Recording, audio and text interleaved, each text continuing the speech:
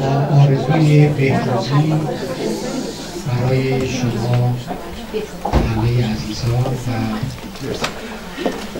درود به حاضرین در این نشست، خصوص قدرشناسی از برگزار کننده تلاش و جوان این یادواره و همت همکاران با سابقه و پیشکسوت هم که اینجا تشریف دارند. همه عزیزان رو اسم نمیبرم، فرزانهای سرزمین ما که هر کدومشون به نوعی هنگام حیات فیزیکی استاد پاکروان پاکدامن با ایشون همکاری هایی داشتن. حتما اکثر شما عزیزان به یاد دارید که در هفته های قبل از ماهای قبل از بدرود گفتن این استاد فرزانه در همین سالن ما یک سمینار مشترکی داشتیم که من داستانی رو تعریف کردم و ایشان از فرط خندیدن بلند شد. دلم میخواست که اون داستان رو تکرار میکردم. امروز به شما وعده کردیم که این سمینار در مطب من برگزار بشه که برگزار هم شد، با این تفاوت که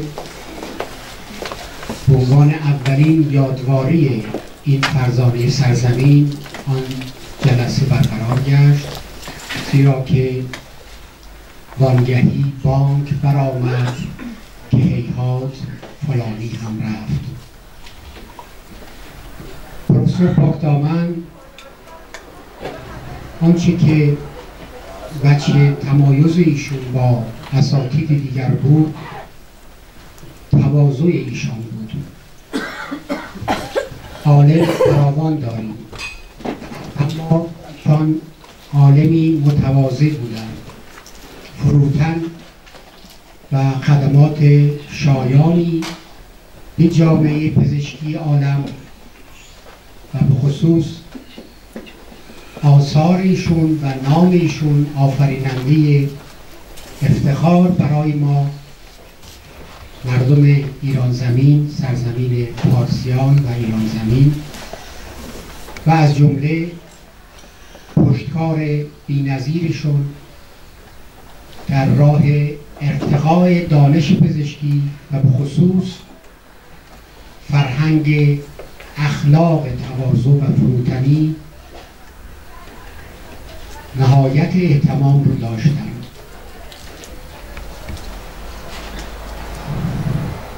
بی‌خبر از اون که در سمینار بعدی ما آن نشست رو تبدیل کنیم به یادواره این بزرگوار به نقل از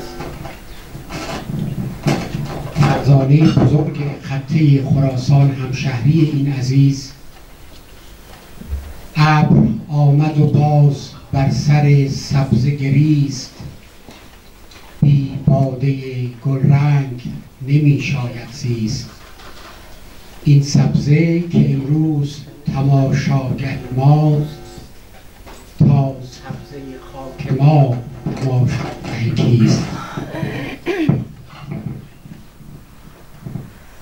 اساتید و فرزانگان و پیشکسوتان من در خصوص زندگی نامه و فعالیت‌های علمی استاد پاکدامن سخن گفتند.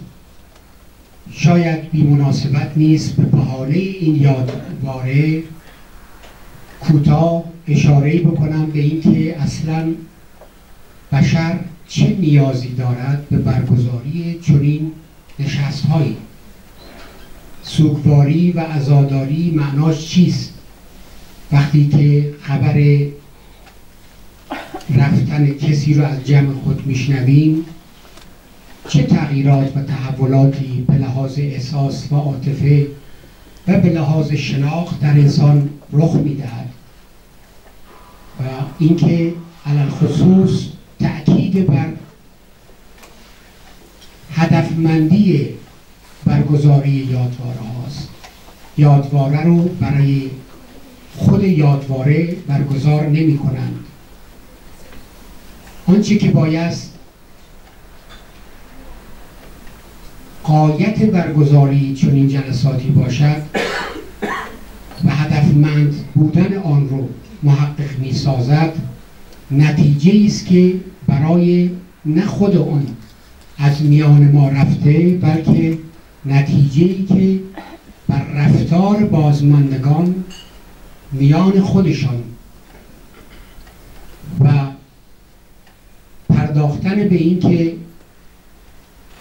اگر به درنگی حسرت این که عزیزی این سفر رو با ما نیمه تمام گذاشت، نباید غفلت کرد از اینکه همسفران دیگر هم در کنار مایند و این اغلب پیش می آید که پوستین و آستین عملی و فعلی باقی می ماند و از محتوای آن کاسته می شود.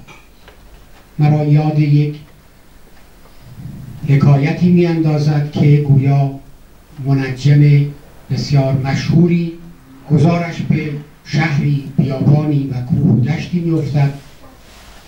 آنجا به تنهایی گرفتار می آید و طبق رسوم مردم روستا او را به نزد کدخدا می برند. کدخدا او را نمی شناسد و او به غرورش لطمه می خورد. با تکبر خود کدخدا را فرا می خواند که اصلا می دانی که من کی هستم؟ کدخدا می گوید من بی سوادم و اهل این روستا هستم و کشاورز، من شما رو به جا نمی آورم. گفت من بزرگترین منجم عالمم، من مدیر بزرگترین رصدخانه عالمم. روستایی هنوز نمیدانست که نجوم خوردنی است یا چیست. پرسید نجوم اصلا چیست؟ آن دانشمند و آن عالم گفت ستارگان آسمان رو بنگر، من کارم این است که با مهارتی که دارم پشت ستاره ها رو هم میبینم،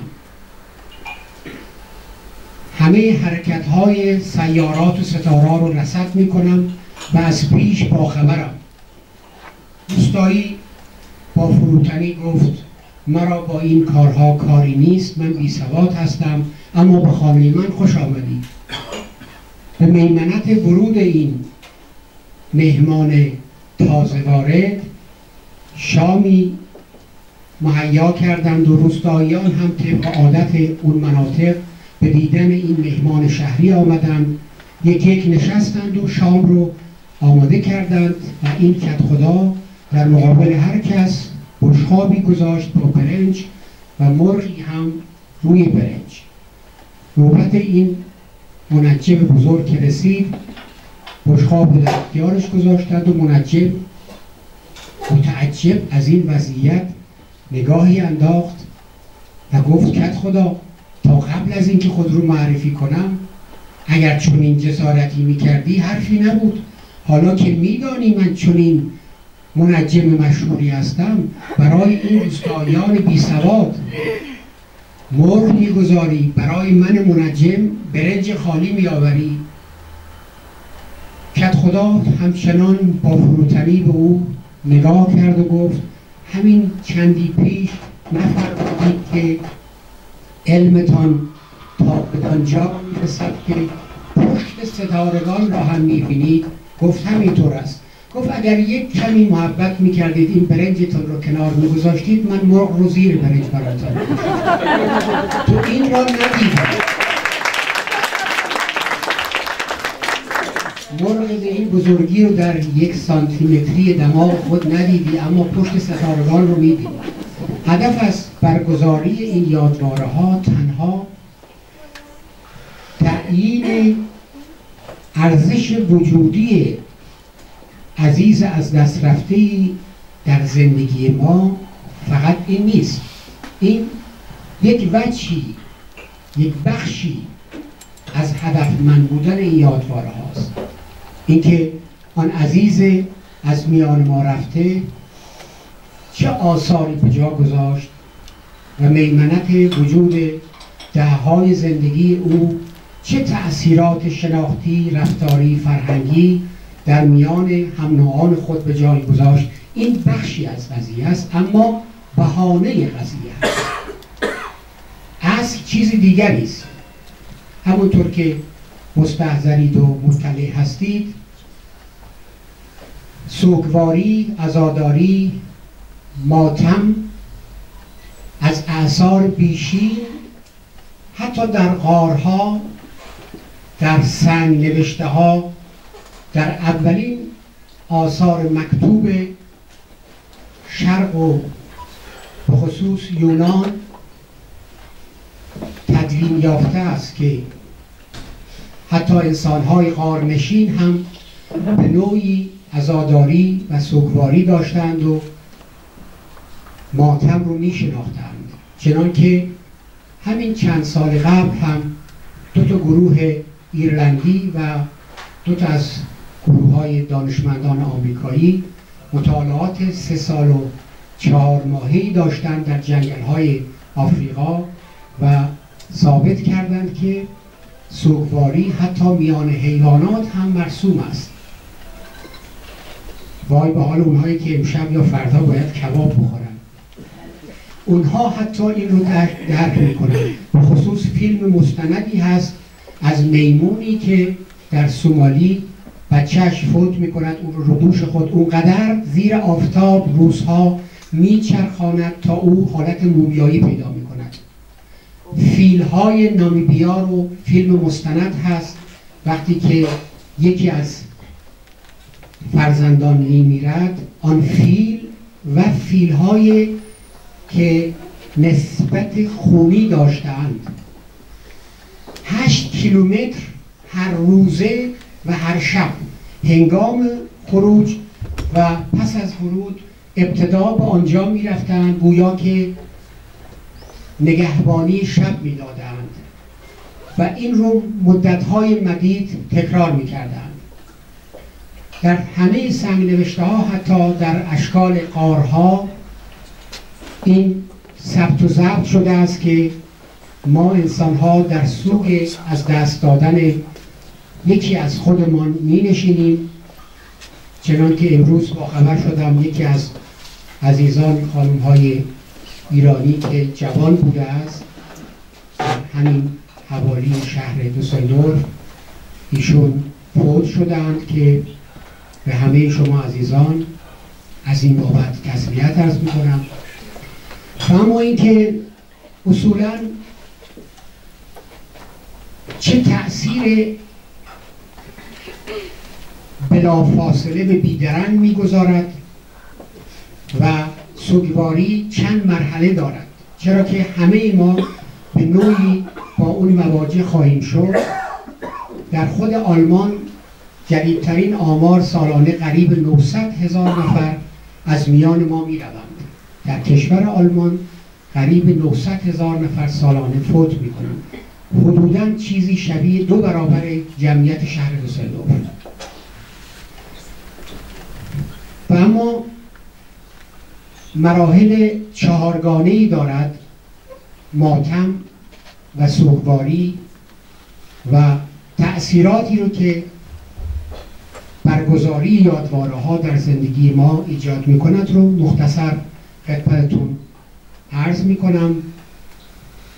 ابتدا این که وقتی خبر از دست دادن کسی رو میشنویم در ما احساس بهت ایجاد می شود، احساس حیرت، به این دلیل که سوالات فراوانی در خصوص مرگ و مردن هست که ما برایش پاسخی نداریم. این از قدیمی ترین پرسش های زندگی بشری است. از کجا آمدم؟ آمدنم بهر چه بود؟ به کجا میروم آخر؟ رفتنم بهر چه است؟ سوز دردناک در عین حال عاشقانه این سؤال بنیادین زندگی بشر در تمام آثار هنری و ادبی و فلسفی بشر موج میزند و به چشم میآید. وقتی کسی فوت میکند در اعصار قدیم و دوران سنگی، باور آن زمان این بوده است که به جنازه کسی خیره نشوید.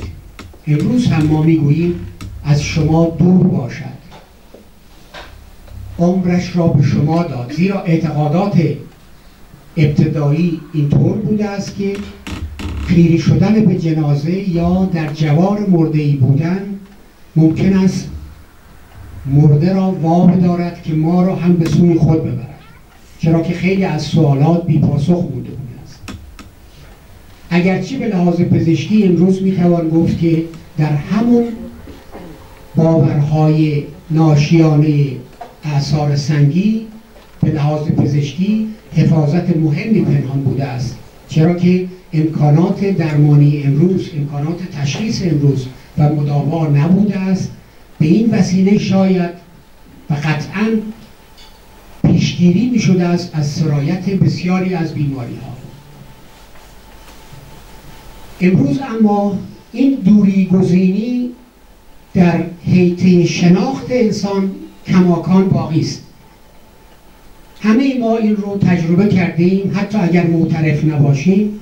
وقتی میگویند فلانی مرد، در ابتدا بهت به ما دست میدهد و در حیرت فرو میرویم، درنگی مرگ خود رو بیاد میآوریم، اما درنگ زیاد وقفه نمی کنیم و عجیب است راز مردن. اگر هم فکر میکنیم به یقین به خود مردن، عمل و جریان مردن فکر میکنیم، اما نه به مرگ. از اینکه نکند دردناک بمیریم، از اینکه در تنهایی بمیریم و کسی به دادمون نرسد و لحظات سختی رو سیر کنیم است که ما رو مشغول میکنند.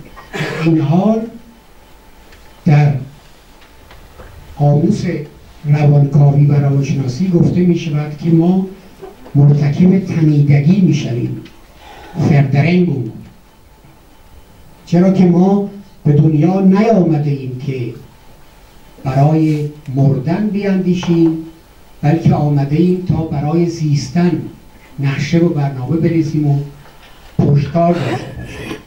چنانکه این استاد فرزانه چنین بودند و اساتید اشاره کردند: درخت جان تو گر بار دانش بگیرد، به زیر آوری چرخ نیلوفری را.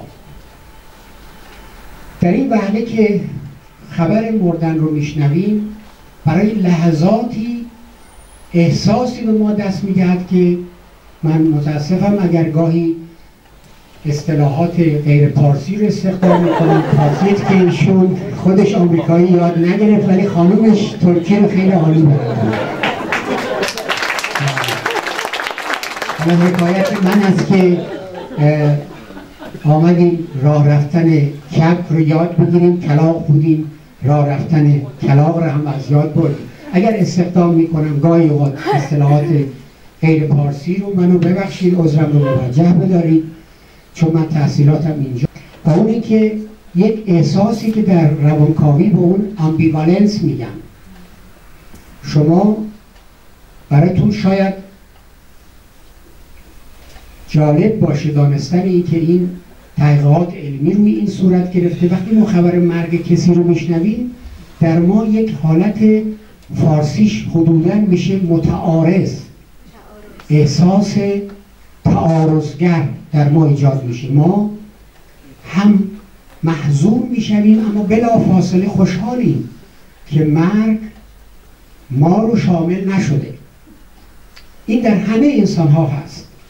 در این حال ما میگیم مرگ خوب است، ولی برای همسایه در هر لطیفه‌ای میگویند که نطفه یک مسئله جدیتی هم پنهان است. وقتی ما این خبر رو میشنویم، در یک لحظه احساس خوشحالی هم به ما دست میدهد که ما رو مشمول نشده است. وقتی میگن هواپیمای سقوط کرد متأثر میشویم، اما وقتی میگوین که از خراسان است، از آذربایجان نیست، یک کمی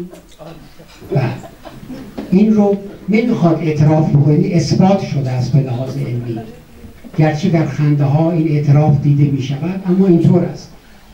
این احساسات متعارض در ما خشم هم ایجاد می کند. خشم برای چیست؟ وقتی کسی از دست می رود ما خشمگینیم که اون نیمه راه بی آن که از ما نظر بخواهد و جلب رضایت ما رو کرده باشد پروژه ما رو ناتمام میگذارد و میرود. انگار شما در حال تلفن کردن باشید و اون شخص بی آمادگی قبلی تلفن و گوشیش رو بگذاره. در ما به اثبات علم روانشناسی فرستراسیون ایجاد میکنه، ناکامی به حادثه‌ای گفته می شود که ما رو از رسیدن به هدفی باز بدارد. شما چراغ قرمز می شود و سبز می شود، اگر راننده جلوی شما حرکت نکند بوق می زنیم. پرخاشگری رو به این شکل به اون نشان می دهیم. بچه ای رو در حال بازی اسباب بازیشو بردارید خشمگین می شود. یک جا این مسئله ناکامی امکان پرخاشگری رو در ما تشدید می کند. وقتی خبر مرگ رو می شنویم لحظاتی خشمگین می شویم و این خشم روزهای متوالی ما رو تعقیب می کند. خشم از این که چرا فرصت نشد آخرین حرفها با او گفته بشود، چرا نیمه راه سفر به پایان رسید، و به خصوص خشم به این خاطر که مرگ ما رو به یاد آسیب پذیری خودمان می اندازد. ما خودمون رو قدر قدرت می داریم، ما دستانمان آنقدر دراز شده است که سیارات دیگر رو هم تحت آزمایش علمی قرار می دهیم، اما همسایه می میرد، عفونت می کند، روزها و هفته ها بیخبر می مانیم. این یادآوری فوت فلانی در ما آسیب پذیری رو تداعی می کند. تداعی آسیب پذیری ضعفی رو که ما با اون روکش می کردیم و آرایشش می کردیم که دیده نشود، مثل پای طاووس، وقتی به منظر می رسد ما رو عصبانی می کند. مرحله دومی که در حین شنیدن خبر مرگ کسی در روان انسان رخ می دهد، حادث می شود، وجود احساسات ضد و نقیض است. خشم، حزن، دلسوزی، تردید به این که بایستی اعتراف کرد که زندگی پایانی دارد. ما هنوز نیاموخته ایم که همانطور که برای زیستن زمانی رو منعقد شده است و ما قائلیم، برای مردن هم زمانی رو در نظر بگیریم. این هم ثابت شده است که ما وقتی خبر مردن کسی رو میشنویم همیشه در درونمون، در ضمیر ناخودآگاه یک صدایی میگوید که ولی من از دیگران بیشتر عمر میکنم، من از عزیزی خواستم در 107 سالگی من حتما باید بیاد آواز بخوند ایشون. این احساس اثبات شده است. به محضی که خبری رو میشنویم ما فکر میکنیم که در مورد ما این مصداق نخواهد داشت، ما رو مشمول نخواهد شد.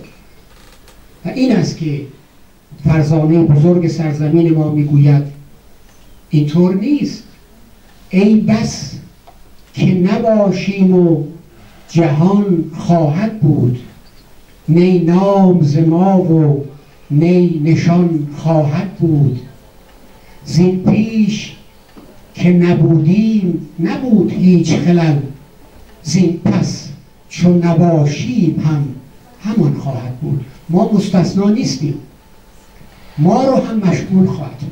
این است که در ما تردید ایجاد می‌کند. و اگر اونهایی که عزیزان خونی خود نه نسبی رو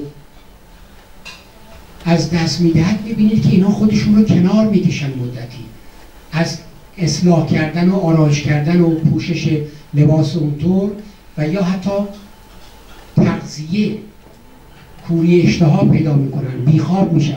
این یک نوع هویت جویی با اون شخصی است که فوت شده است. وقتی خواننده‌ای مشهور میشود، هوادارش سعی میکند آرایش خود رو، لباس خود رو، حتی راه رفتن خود رو به اون نزدیک کند، هویت میجوید. ما در لحظاتی با شخصی که فوت شده است هویت جویی میکنیم، خودمون رو به کنار میکشیم که این خطرناکترین مرحله سوگواری است. اگر کسی نتواند از این مرحله عبور کند قطعا افسرده خواهد شد، افسردگی عکس العملی که بدون درمان میتواند موجب مرگ هم بشود. پس در مرحله دوم عرض کردم که احساسات و عواطف ضد و نقیض و ناهمگون و متعارض در ما رخ میدهد و ما اون رو تجربه میکنیم و میماند مرحله سوم که در مرحله سوم مرحله است به نام جستجو کردن، یافتن و دوباره رها کردن. یک شگرد بسیار ماهرانه است که طبیعت در اختیار ما گذاشته است. ضمیر ناخودآگاه برای من راه می جوید، چرا که استمرار وضعیت سوگواری هلاک می کند، ما رو از پای در می آورد. بچه هست، خانواده هست، بایستی کار ادامه پیدا بکند، باید به شکار رفت و لذا از ضمیر ناخودآگاه یک حرکتی در ما جوشش پیدا می کند که به اون در روانشناسی جستن و یافتن و رها کردن میگویند. چطور؟ همه ایتان میدانیم وقتی خبر مرگ کسی رو میشنویم بلافاصله ترغیب میشویم که عکس‌های او رو نگاه کنیم، علاقه‌مندیم بدانیم آخرین حرفایی که او میزد چی بود. میرویم فیلم‌های موجود، کتاب‌های موجود و خاطرات موجود و حتی اماکنی رو که مشترکاً با اونجا خاطره داشتیم رو مرور میکنیم. این رو در روانکاوی میگویند ما برای لحظاتی به لحاظ دریافت ناتوانی خودمان در پیشگاه مقتدر مرگ و راز مردن و اسرار پشت پرده مردن آنقدر خود رو ضعیف میبینیم که میاییم با این آزمایش اون شخصی رو که از دست رفته برای لحظاتی در درون خودمون در تخیل زندهش میکنیم. وقتی عکس‌هاش رو نگاه میکنیم، لباس‌هاش رو بو میکنیم و کتاب‌هاش رو ورق میزنیم، میخواهیم اون رو در حیطه شناخت برای دقایقی دوباره زندهش کنیم. چرا؟ همیشه برای بشر ترک شدن به مراتب دردناکتر است تا ترک کردن. کردن به مراتب راحت‌تر است تا ترک شدن و لذا در این مرحله روان به ما کمک میکند، میگوید او رو زنده کن، با او هویت جدید بساز، خاطرات او رو بیاد بیاور که تو دوباره او رو رها کنی. ما میخواهیم بگوییم که قدرت از جانب ماست، ما میخواهیم به خود ثابت کنیم که ترس تو بیهوده است، تو میتوانی حالا رهایش کنی. در این مرحله وقتی که شخص رو ما رها میکنیم دوباره او رو میجوییم. اینقدر این کار تکرار میشود که ما در اون روزها احساس میکنیم در کنار خودمان هستیم، گویا خود ما نیست که این مسائل رو تجربه میکند، گویا ما در کنار خود قرار گرفته ایم. صداها رو میشنویم، غذا هم میخوریم، لباس میپوشیم، به مردم خوش آمد میگوییم، اما همه اینها گویا حوادثی هستند که در کنار ما اتفاق میافتند. این مرحله مهمترین مرحله است که اگر ما برسیم به جایی که شخص از دست رفته تبدیل بشود به یک فیگور درونی، اینجا کار به خوبی صورت گرفته است، عزاداری و سوگواری صحیح برگزار شده است. اگر بتوانیم اون شخص رو تبدیل کنیم به یک فیگور داخلی، وقتی میگوییم پروفسور پاکدامن یک فیگور داخلی می شود، در مواقعی اسطوره می سازیم، حتی اشتباهات شخص رو سعی در امتناع و سعی در تکذیب اون میکنیم. به این علت است که این فیگور با ما هم صحبت میشود. همه ما اشتباهات داریم، نواقص هست، اما این یک حرکت درونی است که بی تأثیر از تعقل ماست. در این مرحله اگر موفق شدیم شخص رو فیگور داخلی بکنیم و اسطوره‌ای بکنیم و با او هم صحبت بشویم، قطعاً فقط یک غمگینی طبیعی داشته ایم که یک هیجانی است به لحاظ پزشکی، مثل خندیدن، مثل خشم، از هیجانات طبیعی بشری است. اما اگر این مرحله رو طی نکردیم حتما تبدیل می شود به بیماری افسردگی که بایستی مورد مداوا قرار بگیرد. پس از طی این مرحله سوم وارد فاز آخری و نهایی می شویم که عرض کردم در مرحله سوم با یافتن و دوباره رها کردن داریم خودمون رو آماده می کنیم که واقعیت رو به عینه در چشمانش نگاه کنیم و به واقعیت بگوییم که من تو را تایید می کنم، این شخص مرده است و وقتی هم مرده است ما او رو از دست نمیدیم، سطح رابطه رو با او تغییر میدهیم به شکل گفتمان درونی، به شکل مطالعه عمیق‌تر و تأثیرگذارتر آثار اون شخص و یا به خصوص به شکل خواب دیدن. با خواب دیدن گاهی اطلاعاتی رده بدل می شود، در ما بیداری های صورت می گیرد. این است که نباید نگران بود که خداحافظی کردن رو چون ما دردناک میدونیم و سخت فکر کنیم که رابطه به پایان می گیرد. سطح رابطه تغییر می کند و به خصوص در عالم خواب و یا گفتمان داخلی. پس از عبور از این مرحله به فاز چهارم می رسیم که در اونجا واقعیت نبود فیزیکال شخص از دست رفته رو پذیرفته ایم.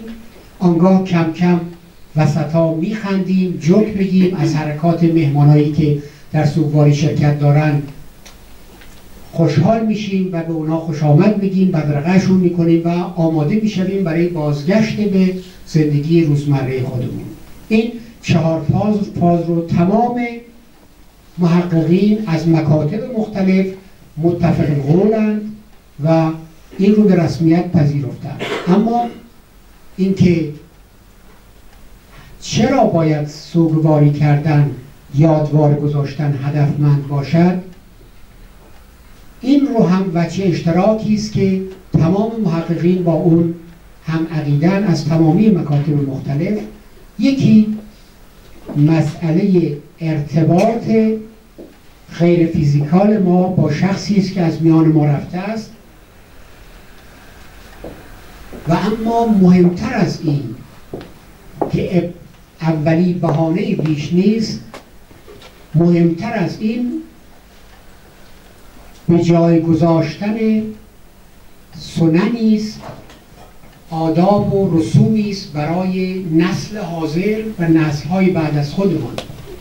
همونطور که اون داستان قدیم رو میشناسید که انوشیروان عادل پیرمرد خمیده‌ای رو دید در کشاورزی حال کشت کردن و گفت خجالت نمیکشی با این طمع ورزیت؟ تو پایت لب گور است، چه میکنی در این سرزمین و باغ؟ او که نمیدانست این شاه سرزمین است گفت دیگران کاشتند و ما خوردیم، ما بکاریم تا دیگران بخورند. اون قسمت عمده هدفمندی و غایت برگزاری یادوارها در اصل به جای گذاشتن الگوی رفتاری است، مدل رفتاری است برای حاضرین، بازماندگان و نسل‌های بعدی. و این به این جهت است که ما قدر عزیزان و فرزانگان و خبرگان و افراد خانواده خودمون رو الان که در قید حیات هستن داشته باشیم. این که روی سنگ قبر من بیایید و بنویسید که حق با تو بود کافی نیست. از اینکه بزرگانی که الان در کنار ما هستند قدرشناس اونها باشیم. بزرگانی مثل فان گوگ از گرسنگی گوش خود رو میبرن بعداً تابلوشون می شود 50 میلیون. الان هست که به نسل جوان نشان بدهیم که اینها در کار هنر، در ادبیات برای جامعه پارسیان خدمات کردند. باید مفتخر بود الان که در روزنامه ها از این عزیزان می نویسند. اینه که من عرض می کنم نصیحت عامیانه نیست. با شگفتی دقیقا همون پرچم هایی رو که هنگام پخش غذای مورد علاقه شون دیده می شده است به اون علاقه‌مندتر بودند. بیهوده نیست که اول خواننده معروف و محبوبی رو مثلا فرض کنید مایکل جکسون رو مشهور می کنند، هوادارانش رو میلیون ها نفر به وجد و هیجان می آورند، اون وقت در کنار او مصرف کوکاکولا رو نشان میدن. و ما چون قصد هویت جویی داریم با اون قهرمان میگوییم حالا صدای من به خوبی مایکل جکسون نیست، اما ما هم میخواهیم مثل او که سمبل موفقیت، شهرت، سمبل قدرت و ثروت است، ما هم میخواهیم هویت او را بگیریم. حالا که نمیتوانیم مثل او بخوانیم، اما کوکاکولا رو که میتوان خرید. و بیهوده نیست که بیش از 123 میلیارد دلار در سال بابت این تبلیغات خرج میشه. این همین است قضیه که اگر ملتی این همه تلاش میکند مثل ملت آلمان فوتبال خودش رو اینقدر معروف کند یا یه اشتفیگراف دارن اینقدر مشهور کنن، این ساده لوحانه است اگر فکر کنیم فقط به صرف این است که اینها ورزشکارن. این اثبات شده. اگر شما صدها بار در تلویزیون بشنوید آلمان اول شد، آلمان اول شد، آلمان اول شد، این تأثیر روانی میگذارد بر خریدار بر سر موضوع مید این جرمنی. همون مثالی که سر پرچم ها زدیم عکسش رو هم ما انجام دادیم. همون چیزی است که به نام اون تشویلی که وارنیمون بهش گفته میشه.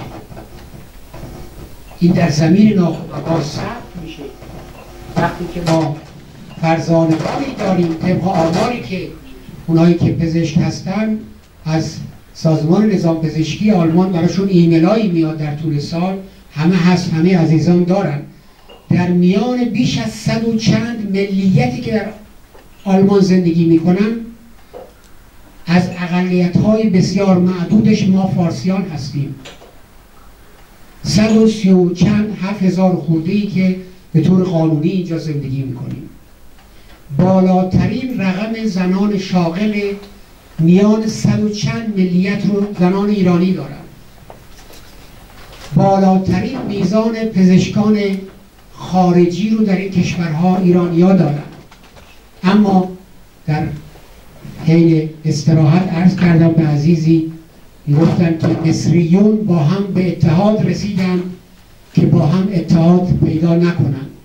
ما فرزانگان فراوانی داریم در همه عرصه‌های علمی. متاسفانه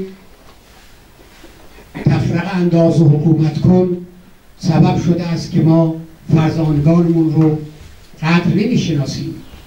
بهانه یادواره ها در اصل برای همین است که ما این عزیزان رو معرفی کنیم به فرزندانمون که اینها یاد بگیرن از پشتکاری که این عزیزانی که اشاره کردم زمانی که آمدن تو این کشورها، مثل پروفسور پزشکیان که دانشمند سال آلمان انتخاب شد و ما ازش بیخبر شدیم، مثل پروفسور پاکدامن و عزیزانی که اسپردن، زمانی که اینها آمدن در اروپا، 2-3 شهر در کل اروپا، اونم برای هفته یک بار بیشتر پرواز نداشت. روزنامه هایی که می اومد 3 هفته 4 هفته خدمت داشت. رادیو نبود، تلویزیون نبود، وسایل ارتباط جمعی اینترنت نبود، تلفن کردن به این راحتی نبود و حتی افراد پیشکسوتی نبودن که اینها از اونها الگو برداری کنن. خودشان به قول مادرمان خوردن زمین و دوباره پا شدن، به این مقام و به این درجات رسیدن و چون اینها از اخلاق و فرهنگ نسل قبل هستند در تواضعن و ما اگر قرار است کلیدی از این یادواره با خود به خانه ببریم قدرشناسی است از این عزیزان، از این بزرگواران و قدرشناسی فیمابین. اگر با کسی قدری کدورتی هست، برای این کدورت و قدر باید جریمه معین کرد. جریمه ها هم هرچی کوچکتر باشند عمیق‌ترن و نافذترن. این رو پیرهن دنبالدار نباید کرد. این کلیدی است که میتوان از این یادواره با خود به همراه برد. برای همه شما عزیزان پایداری و سرفرازی آرزو میکنم. موفق و برقرار باشید.